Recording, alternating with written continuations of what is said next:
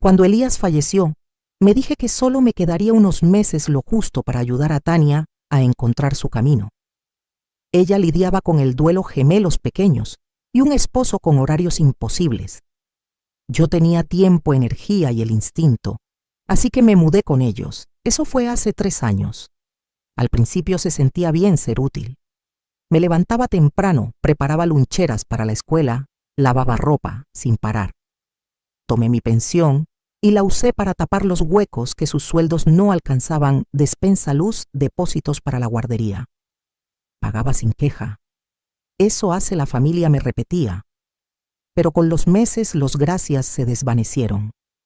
Los favores se volvieron obligaciones y el espacio que ocupaba físico y emocional se achicó. Tania dejó de preguntarme si cenaría con ellos. Los gemelos empezaron a llamar a Beatriz la mamá de Néstor, la otra abue, aunque vivía al otro lado de Puebla y apenas aparecía. Mencionaba a Elías de vez en cuando, pero solo recibía silencio como si fuera una telenovela vieja que nadie veía ya. Aún así me quedé. Cociné, ajusté el termostato que fijaban en 20 de Christbusde, ignoré las miradas de reojo cuando mis series de misterio sonaban fuerte. Me decía que era afortunada por estar cerca de mis nietos, que así era la vida tarde útil aunque no querida. Entonces el martes pasado, mientras doblaba los calcetines de los niños, Tania entró al cuarto de lavado con su celular como escudo. «¡Ma!», dijo sin mirarme del todo. «Los papás de Néstor se mudan aquí». Parpadeé con un calcetín en la mano. «¿Vienen de visita?» «No, a vivir. Para siempre. Necesitamos el espacio». Reí esperando una sonrisa que no llegó. «Tendrás que irte a fin de mes», dijo. Solté una carcajada. No pude evitarlo. Sonaba absurdo como una línea de comedia barata. Pero su cara no cambió brazos cruzados. Lo decía en serio. Dejé los calcetines en la canasta despacio, como si el movimiento retrasara la realidad. Luego pasé junto a ella, me tragué el dolor. En el pasillo vi de reojo una foto familiar en el estante, mi marco, mi copia, pero yo ya no estaba en ella. La puerta del estudio estaba abierta. Adentro cajas apiladas. A la mañana siguiente, el cambio ya había empezado. Tania tocó mi puerta suave como si fuera una huésped de paso. Entró con una sonrisa plástica y un plumón en la mano. «Oye, ¿te importa empezar a empacar cosas no esenciales para hacer espacio a los suegros? Pensé que el closet del estudio puede guardar algo tuyo por ahora». «No esenciales». Miré el cuarto. Todo era mío. La colcha, la librera hasta la lámpara del buró. Pero asentí y dije, «Claro». Esa tarde asomó la cabeza a la cocina mientras preparaba la cena. Otra cosa rápida, Beatriz es alérgica a muchos olores. Los aromas fuertes le afectan los senos nasales. ¿Podrías suavizarle al chile y el ajo por un tiempo? Removí la olla despacio. Por supuesto. Esa noche llevaba toallas al lavadero cuando los oí hablar en la sala. Me detuve en el borde del pasillo, oculta tras la media pared. «Pondremos a Beatriz en la recámara principal», decía Tania. «Diego puede quedarse en la de abajo». «¿Y tu mamá?», preguntó Néstor. Una pausa. Luego su voz seca y casual. «Ella puede ir a donde sea. Tal vez los niños duerman juntos y convertimos su cuarto para ellos». Néstor no respondió. Regresé a mi cuarto olvidando las toallas. Se me hizo un nudo en el alma como si hubiera tragado algo filoso. En los días siguientes vi la casa distinta. La despensa cambió. Desapareció el café que me gustaba menos, fruta más comida preparada. El termostato bajó a 19 grados y nadie me ofreció una cobija. En la cena los lugares se reorganizaron. La silla de Beatriz ya estaba junto a los niños como esperándola. La mía quedó arrinconada bajo la mesa intacta. Los niños dejaron de pedirme cuentos antes de dormir. Tania dijo que ya estaban grandes para eso. Empecé a pasar las noches sola en mi cuarto, comiendo en una charola viendo videos viejos con el volumen bajo. Me hice el hábito de caminar por la casa de noche descalza y en silencio. Era el único momento que sentía mía.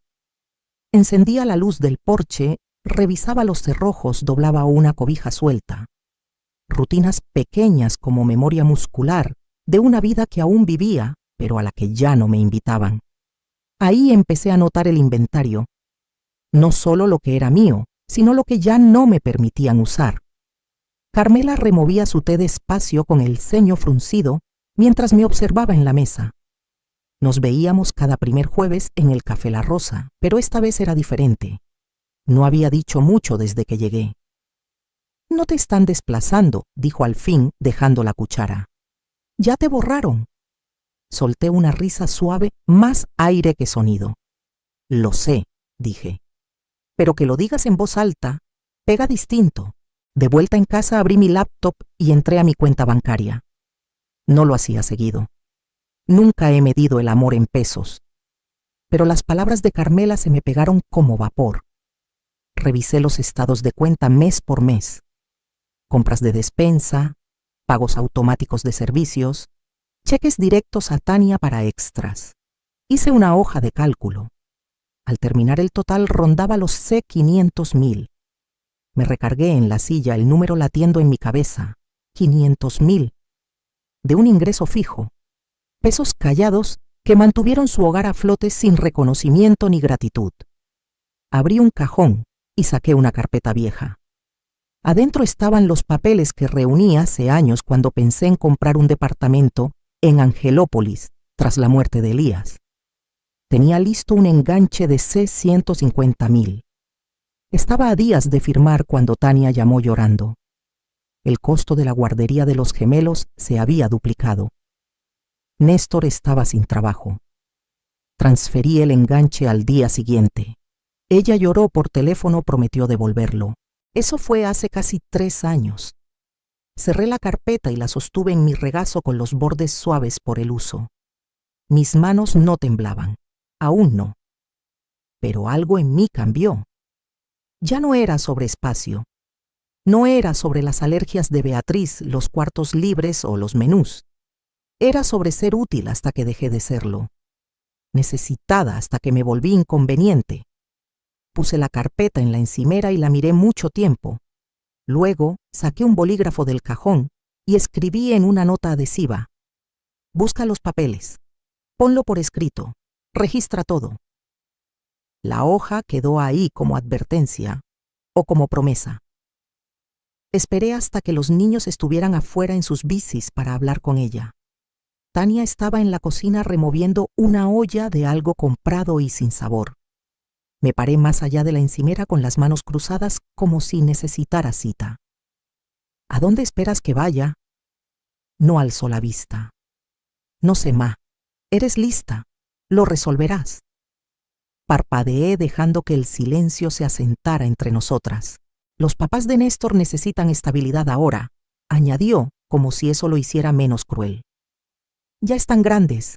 Beatriz es prediabética y Diego tiene problemas de espalda. Necesitan cuidados». Casi me río. Como si no hubiera sido yo la que se levantaba temprano a quitar nieve, llevaba a los niños al médico y cocinaba desde cero. Como si no hubiera mantenido esta casa cuando ellos apenas podían. «Ya tuviste tu tiempo aquí», dijo girándose al fin. «Es hora». «Es hora», como si hubiera estado de vacaciones extendidas por las que debía estar agradecida. Como si no hubiera dado mi vida para encajar en la suya. Asentí lento. Entiendo. Caminé a la sala sin decir más, y ahí lo vi. La foto familiar que estaba sobre la chimenea del verano que fuimos a la laguna de Aljojuca, con el brazo de Elías en mi hombro, y los niños pegajosos por paletas, ya no estaba. En su lugar, una foto enmarcada de Néstor niño, junto a un chico que no reconocí. El marco era nuevo con borde dorado brillante, prominente. Me quedé mirándola más de lo que quise. Cuando me giré, Tania ya había subido. Esa noche, mientras la casa zumbaba con pláticas de fechas de llegada y fundas hipoalergénicas, llevé mi té al garaje y me senté en el escalón frío junto a la secadora. Saqué el cuaderno que llevaba desde que Elías murió y escribí 2 líneas. Esta ya no es mi casa, pero tampoco es suya aún. Cerré el cuaderno y lo guardé en mi suéter. Luego, abrí el gabinete sobre la lavadora y empecé una lista mental. Empecé con la lavadora y secadora. Las compré cuando el juego viejo se descompuso en plena temporada de gripa. Tania estaba desesperada. Néstor estaba de viaje. Fui a la tienda de electrodomésticos la mañana siguiente y pagué completo. El recibo seguía en mi correo fechado hace 2 años. Lo imprimí y lo puse en una carpeta nueva que etiqueté a lápiz bienes personales. Luego, la mesa del comedor. Recordé medir el espacio con Carmela, comparar acabados de madera, asegurar que tuviera extensiones para las cenas familiares. Esa mesa había visto cada cumpleaños, desde que Elías murió, cada tarea escolar, cada tazón de cereal derramado. Pagué con cheque. La copia carbón seguía en mi escritorio. El purificador de aire llegó en temporada de alergias cuando Tania se quejó de la tos nocturna de los niños. La olla de presión fue un regalo de Navidad para mí, porque nadie más pensó en dármelo ese año. Caminé por la casa despacio, deteniendo la mirada en cosas que había olvidado: la lámpara de pie en la sala, el estante del pasillo con baterías y cables extra, el tapete del recibidor que compré tras resbalar en el piso. Cada objeto tenía una historia, un registro callado e invisible de servicio. Abrí un documento nuevo en mi laptop y listé. No solo lo que compré, sino cuándo, cuánto, por qué. Revisé estados de tarjeta, cuentas de tiendas, recibos de PayPal. Los números eran constantes. La narrativa clara. Cuando los niños estaban en cama y las luces del pasillo atenuadas, tenía 3 carpetas de recibos y registros impresos. Las guardé bajo mi colchón en una esquina profunda y miré el techo un buen rato. Justo antes de medianoche abrí una ventana privada y reservé un estudio en Cholula por un fin de semana a 15 minutos. Usé otro apellido. Solo una prueba, me dije. Un ensayo. Nada más. Esperé hasta el viernes. Tania tenía un retiro de trabajo y Néstor llevaría a los gemelos a su clase de karate y luego a casa de sus papás. Eso me dio una ventana 4 horas limpias, suficiente si seguía el plan. Estacioné la camioneta prestada a una calle de distancia y le mandé un mensaje a Carmela lista. Llegó 10 minutos después con las mangas arremangadas y mirada de acero. Nos movimos en silencio con método, sin azotar cajones, sin arrastrar sillas. Solo pasos medidos y bolsas cerradas. Empezamos por el closet principal, mis sábanas, abrigos de invierno, la máquina de coser escondida tras un humidificador viejo. Luego la sala. Enrollé el tapete, el que compré, tras casi caer en el piso resbaloso. Carmela empaquetó los libros. Se detuvo al encontrar uno con la letra de Elías en los márgenes y me lo pasó sin palabra. La cocina tomó más tiempo. Cada sartén, cada utensilio que compré, cada electrodoméstico que repuse, todo se fue. Los estantes quedaron limpios pero vacíos, salvo por unas tazas disparejas y un colador roto. Hasta me llevé la olla de presión, sobre todo la olla de presión. Dejamos la mesa del comedor para el final. La limpié una última vez antes de desarmar las extensiones y envolver las sillas en cobijas viejas. Carmela negó con la cabeza mientras trabajábamos. Van a entrar y pensar que la casa explotó. No, dije. Van a entrar y ver lo que construyeron al quitarme. A mediodía, la camioneta estaba llena. Di una última vuelta por la casa, no para recordar, sino para asegurarme de que cada rincón que toqué estuviera registrado. Luego me senté en la encimera y dejé una hoja en un lugar donde la verían. La había escrito la noche anterior, impresa en la biblioteca, firmada con tinta azul. Lo que pagué, me lo llevé. Lo que desecharon, quédenselo. Sin cariño, sin firma, solo verdad. Carmela y yo llevamos la camioneta al estudio en Cholula, un lugar pequeño con encimeras gastadas y un calentador fallido, pero el cerrojo cedió con mi llave. El termostato respondió a mi mano, el silencio me abrazó.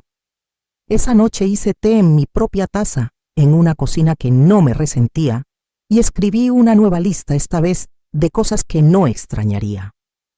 El cerrajero llegó temprano, un hombre delgado llamado Jonás, que olía leve a café y metal. Le ofrecí un vaso de agua, pero negó amable y se puso a trabajar. Tomó menos de 20 minutos cambiar el cerrojo. Cuando me dio las llaves nuevas, las sostuve en la palma más de lo necesario. Se sentían cálidas, reales. Firmé el contrato de renta esa tarde. Un documento de una página sin complicaciones ni letras chiquitas. Solo una renta mensual de C8.000 que podía cubrir sin tocar mi pensión. Configuré el autopago desde una cuenta de ahorros que Tania no conocía. La abrí tras la muerte de Elías, guardando depósitos pequeños aquí y allá. Entonces, no sabía para qué ahorraba. Ahora sí.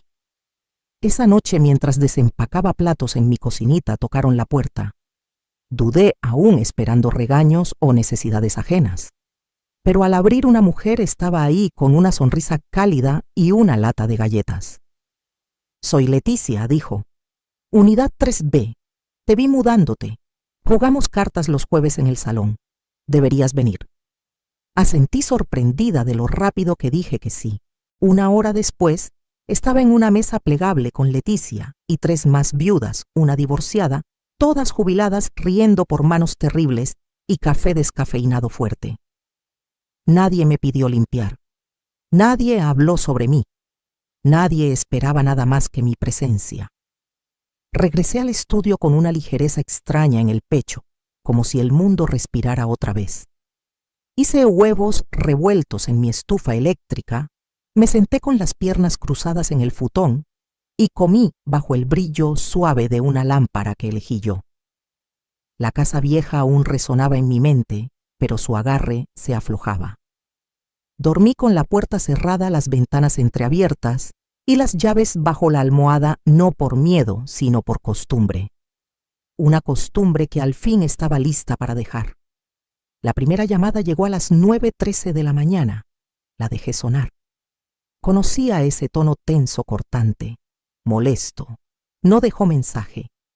La segunda llegó 20 minutos después. Esta vez dejó uno. «Oye, ma, ¿será que tomaste más de lo que necesitabas? El refri está totalmente vacío. ¿De verdad te llevaste todas las ollas?» Para el mediodía había llamado 5 veces. La sexta llegó a la 1:04, con un mensaje que empezó firme y se deshizo rápido. «Los niños están llorando porque no encuentran su cereal y la estufa no jala. Néstor intenta arreglarla, pero no es lo mismo. ¿Dónde está la olla de presión? ¿En serio te llevaste la lavadora?» Sí lo hice. Estaba en mi mesa plegable tomando té de una taza que no tenía que compartir cuando llegó el mensaje 8. «Ma, por favor. Esto es mucho. No esperábamos que todo desapareciera. ¿Podrías al menos regresar algo para los niños? Digo en serio, ¿quién se lleva el purificador?» «Alguien que lo compró», pensé. A la 10ª llamada, el filo en su voz dio paso a otra cosa. «Mira, tal vez no dije las cosas bien. Estaba estresada. Los papás de Néstor ni siquiera están ayudando aún, solo traen más desorden. No quería que te sintieras rechazada. No era sobre sentir. Era sobre lo que al fin acepté». La 11ª llegó tras el anochecer. Sonaba cansada, ronca. «Ma, por favor, no quería que sonara así. Regresa. Los niños preguntan por ti. No pensé que de verdad te irías». Vi la pantalla apagarse en la 12ª y silencié el celular. Esa noche me paré frente a la ventana y miré la calle abajo, tranquila, quieta, sin inmutarse por el caos en esa casa al otro lado de Puebla. No necesitaba hasta que me extrañaban. Hay una diferencia. Enjuagué mi taza, la sequé con una toalla que compré yo y la guardé en el estante que instalé con mis manos. La oficina de la señora Hidalgo era silenciosa, entre una tintorería y una florería en el centro de Puebla. Hablaba suave pero directo. Revisó mis notas y recibos sin juzgar. Asintió mientras hojeaba la carpeta, estados bancarios, facturas de electrodomésticos, hasta un registro de despensa viejo que guardé por capricho. Sin contrato de renta, dijo, pero muchas pruebas. Serías una inquilina contribuyente con derechos legales. Si quieres reembolso, podemos redactar una demanda. O puedes dejarlo todo. Tú decides. Asentí, pero ya sabía. No quería su dinero. Quería la dignidad que dieron por sentado. Esa noche escribí la carta. No la pensé demasiado. Tania. No solo vivía ahí, invertía. Mi tiempo, mi dinero, mi cuidado. Me trataste como inquilina cuando te convenía y como carga cuando no. No me fui por dolor. Me fui porque recordé quién soy. Perdiste una limpiadora, una cocinera, una niera. Pero más perdiste a tu madre. Ese costo no sale en tu app bancaria, pero lo sentirás en tu hogar. Marina. La doblé, la metí en un sobre y la dejé en el correo a la mañana siguiente, sin dirección de retorno. Al regresar, Leticia había dejado un pay en mi puerta con una nota. Nos vemos el jueves, trae tu chispa. Sonreí, abrí la puerta y entré a mi espacio. Carmela llegó con una botella de vino de caja, 2 vasos plásticos y una bolsa de galletas y queso. Miró el estudio y asintió aprobadora. Es acogedor, dijo quitándose los zapatos. Y huele a que nadie ha gritado aquí. Nos sentamos en el futón y brindamos como estudiantes riendo hasta jadear. Por primera vez en años no había reloj, nadie necesitaba nada, no había correcciones sobre el termostato o cómo doblar toallas. Solo 2 mujeres que se conocían lo suficiente para reír con todo el cuerpo. Al día siguiente, Leticia tocó con una agarradera tejida, floral morada con borde dorado. Regalo de bienvenida, dijo. La hice cuando mis manos eran más firmes. Le agradecí y la colgué en el mango del horno. Se veía bien ahí como algo ganado no esperado. Días después llegó un sobre grueso, adentro un dibujo con colores pegado a un plato de papel. Mostraba una casita con chimenea torcida y monitos al frente, yo y 2 niños pequeños. Arriba, en letras desiguales, decía «La casa de Abue». Lo apreté contra mi pecho un momento antes de pegarlo al refri con un imán. Ya no tenía comedor formal, ni recámara principal, ni pasillo con fotos familiares, pero tenía paz. Y esta vez no solo estaba en la casa, era dueña de la paz dentro de ella.